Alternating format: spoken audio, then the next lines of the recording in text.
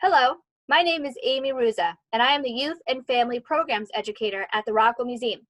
Right now, we're not able to use the museum, so we're bringing a special museum experience to your home. I'm speaking with professional artist Shannah Warwick right now, and we've joined forces to find a creative way to make art at home inspired by art in the museum collection. Shannah, please introduce yourself. Hello, I'm Shannah Warwick. I'm an artist, designer, and creative teacher. Thanks, Shannah. It's so great to have you. Now, this year at the Rockwell, we have a theme for 2020 for all of our programming, Advancing Women. We are putting women artists in the spotlight to respond to inequality of representation of women in art museums across the world. So as you see, women and girls make up 50% or about half of the world's population. Did you know that only a small percentage, typically about 13% of artwork on display at museums, is created by women artists? That doesn't seem quite fair. It's even less by women artists of color. Museums do not fairly represent the people who make art in the world, and that is why our project today is inspired by artwork created by a female artist. We're calling attention to women artists who are so often left out of the picture. Shannah, please tell us which artwork from the Rockwell collection inspired today's project, and please also share with us why you chose it. I chose artwork by the Haudenosaunee or Iroquois women who wove baskets using different types of materials. I chose this because I was really interested in the texture of the work and the way the forms were shaped. Thanks, Shannah. You bring great attention to this beautifully woven basket. Traditionally, baskets are woven out of ash, sweetgrass, and other natural materials from the environment. Women in the tribes are known for their basket weaving techniques and creating functional containers. And this basket is an acorn-shaped yarn basket that's on view in our Haudenosaunee gallery on the 3rd floor of our museum. A basket can be used to gather or harvest food, such as strawberries, or it can be a container to store food or other items. Now, this is a contemporary basket. This is created by artist Gail Tremblay, who's experimenting with using different materials. Can you tell what this is made out of? It's made out of film strips woven to create this three-dimensional form. It's amazing how Gail creates a traditional basket form using weaving techniques with a new material. She is recycling or upcycling old film strips from old movies that has stereotypes about Native Americans. Not all Native American tribes are the same, and Gail is bringing attention to how people often stereotype and are quick to judge others based on heritage. She is proud of her Haudenosaunee heritage from the Onondaga and Micmac tribes. I'm now going to turn it over to Shannah, who is going to share with you a woven tree of life project. So today we're going to be working on a woven tree of life project that you would have picked up the kit from the Rockwell, and it looks a little something like this.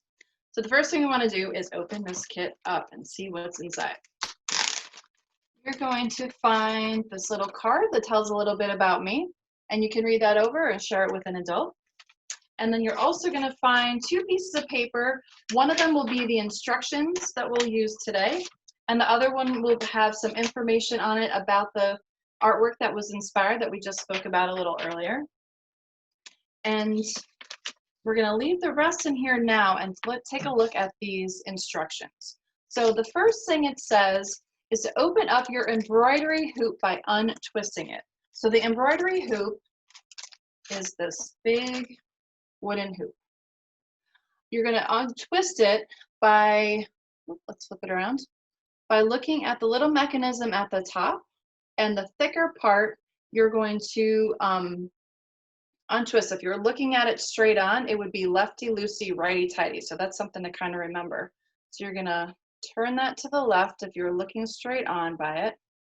And then number 2 says we're going to take away the outside hoop away from the inside and set it aside. So if we kind of separate the two, the outside hoop is the one that has that little mechanism right there on the top, and we're going to set that aside, and we're going to just use the inside. Now number 3 says we're going to choose 15 pieces of yarn which have already been chosen for us since we're doing this from the art kits. And we're gonna lay the yarn out on the top of the inside hoop as shown in the little illustration. So here's all my yarn. So here's my hoop, and I'm gonna lay the yarn on right on top of the inside hoop as shown in our illustration.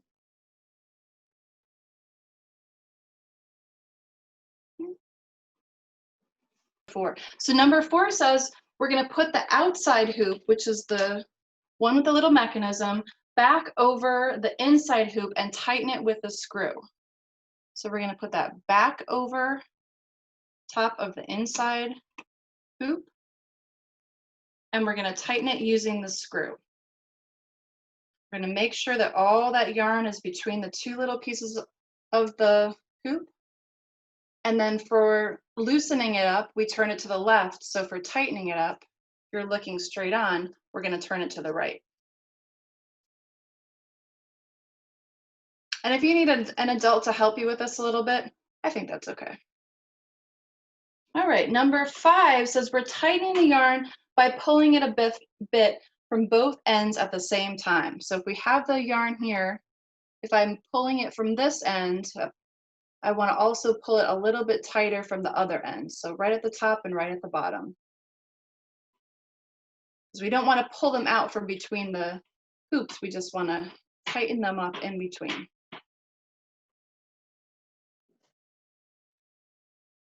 Number 6 says we're going to weave pieces of yarn and fabric strips between the yarn on the hoop, similar to how the Haudenosaunee Iroquois women would weave the baskets. So to weave, we're going to go under, over, under, over. So we're going to take another piece of yarn and we're going to use it to weave.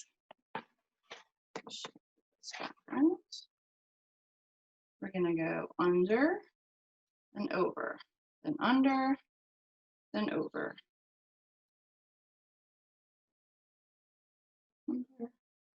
Then over. And you can keep doing this with a couple pieces of the yarn. You can even kind of compact the other way if the yarn's really nice and long. And you can also do the same thing with one of the pieces of fabric. So you're going to go, for this one, let's start, we're going to go over, under, over, under, over, under, under. So we have the fabric, this, and then we can pull this back through the other way and go over, under, and back the opposite direction.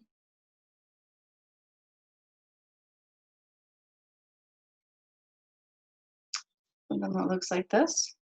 Okay, so number 7 says that we're going to tie a long piece of yarn around the first piece of yarn right under the woven part as shown. So we have the woven part right at the top. So our longer piece of yarn is going to be tied right underneath that woven part that comes down about halfway on the embroidery hoop. So we're going to take the piece of yarn and we're going to wrap it around the whole bottom part. See how that's like the whole bottom part. And then we can start wrapping it around. You probably hold it up for this.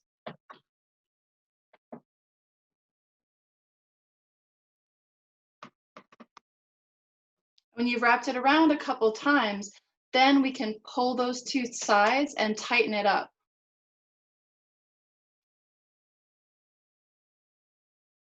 And we're going to just make a knot with these two ends. So just like you would tie your shoe, make a knot.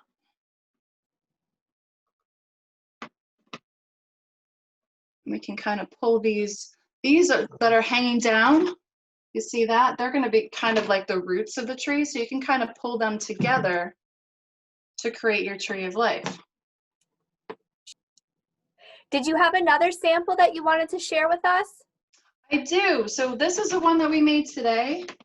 And then this is the one that I made earlier that I just spent a little bit more time on. So yours could end up looking like this if you spend a little bit more time on the woven part. Oh, that's beautiful. Fantastic. And are you able to hang this when it's completed?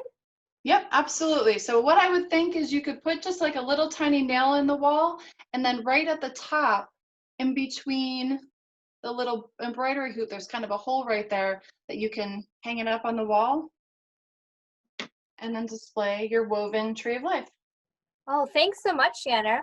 When you create your woven trees of life, please, we'd love to see them. Feel free to share them on social media. Thanks so much, Shannah. You're so welcome. Thanks everyone at home for watching. Enjoy.